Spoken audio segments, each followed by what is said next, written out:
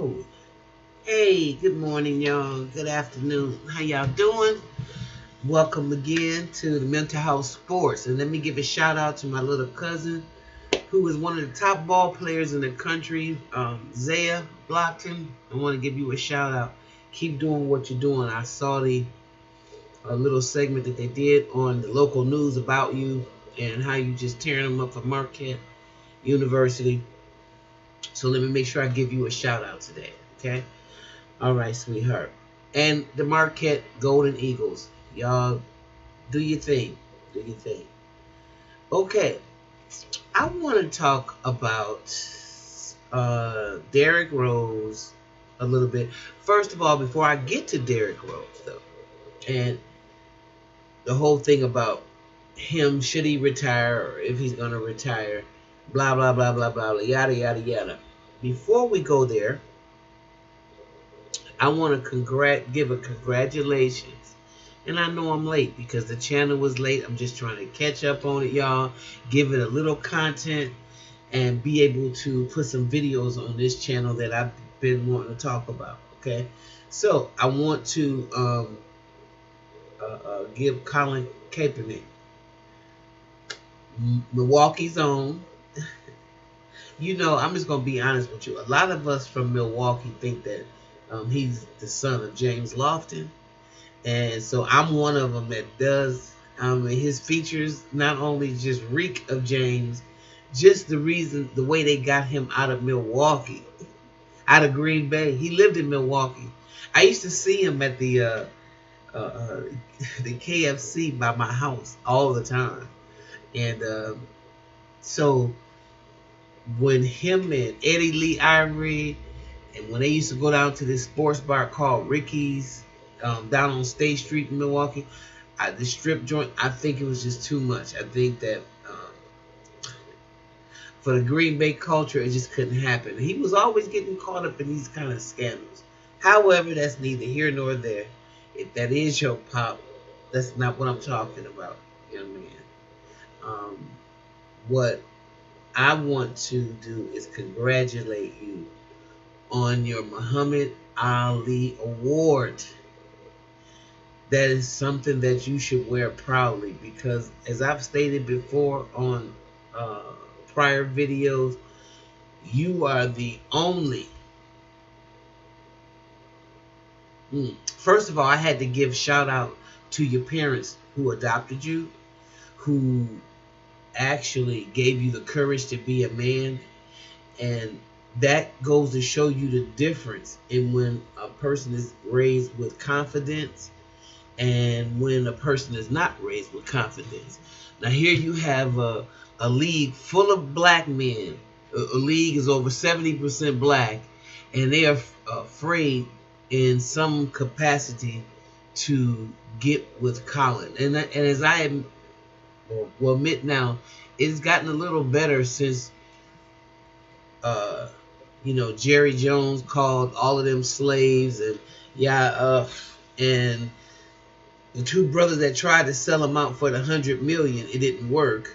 So I can see them becoming more and more of a unified group, because the ones that try to sell him out, they probably got paid a few bucks to bring that to the rest of the NFL players. But at the rate of what they're saying about the NFL, and it's not as doing as good as well because people are not watching it, and tickets are going as low as $6 and things of that nature. Let me say this to y'all. As black men, y'all have to learn about sacrifice. Y'all don't know it. And I understand you've been behind the 8 ball so long, and poverty is a bitch. I get it. Trust me. I know that we've had our wealth stolen from us, and that 8% of the resources are to the European, and we only have 2%, and we built this nation. I understand that. So when you get a first opportunity to make a little change, you forget all about anything is because you want to get out of poverty. And who can be angry with you because of that?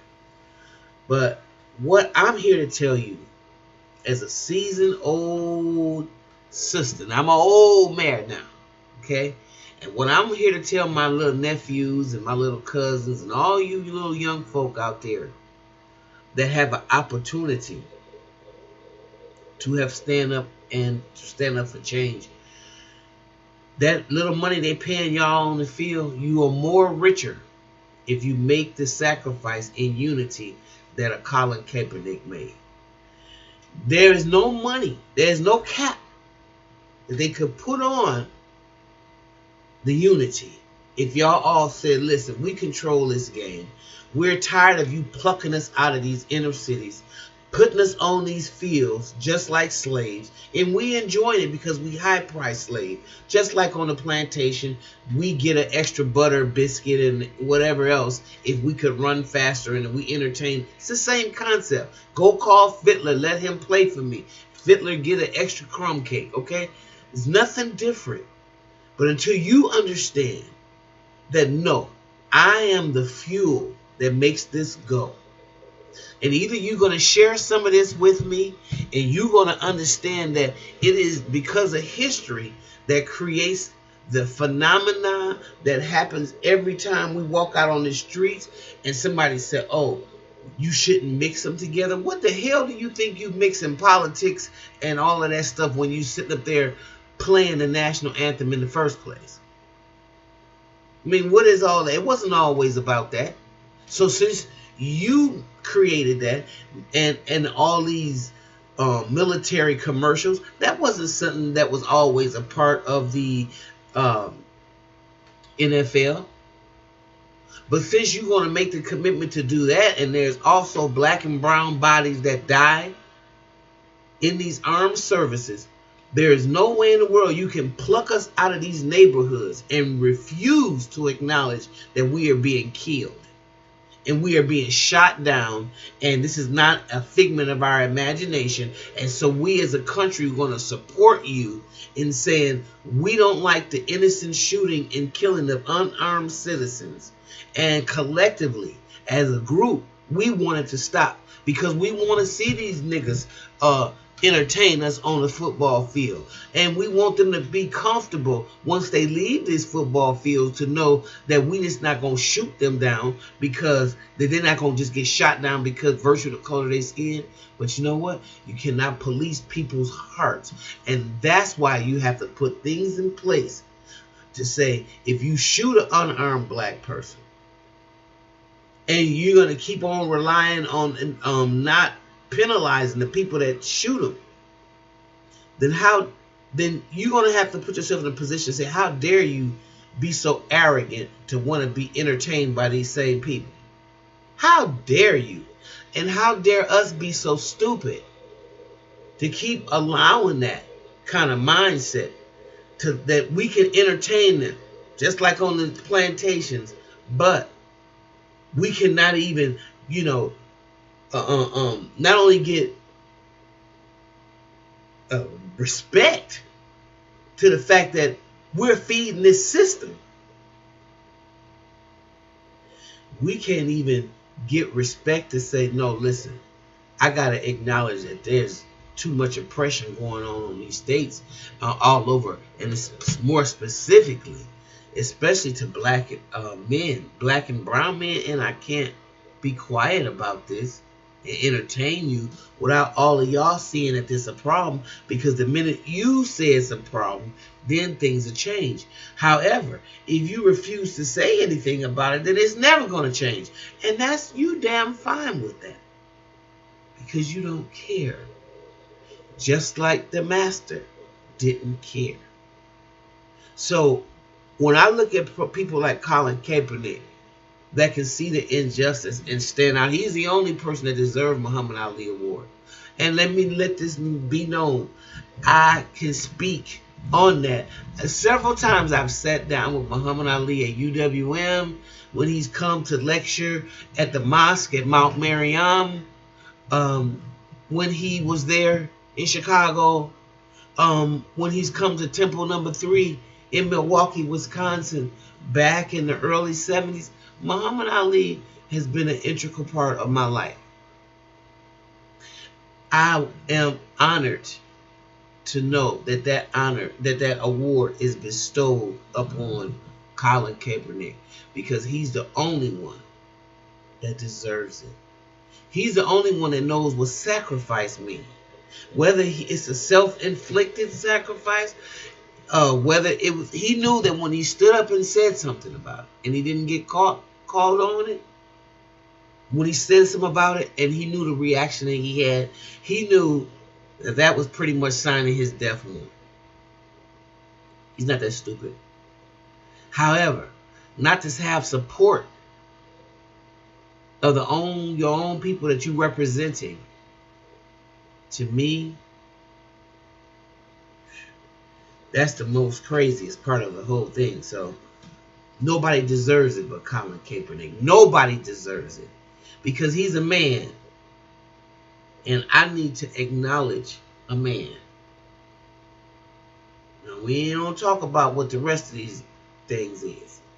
We want to pay homage to you, Colin. Okay?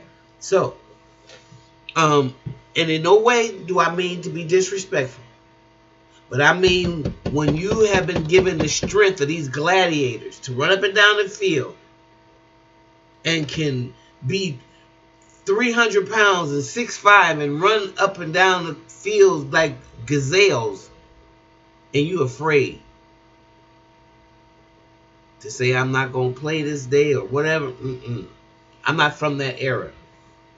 So, again, I had to make sure I acknowledged him. So now let's move on a little bit, because it's kind of, I want to do this show kind of like a magazine type of show. So let's just flip the page and let's talk about LiAngelo and LaMelo Ball, and what y'all think about how their dad, who is it? LiAngelo, LaMelo, and what's the other one's name? I don't know. Y'all know who I'm talking about. But their daddy's name is LeVar.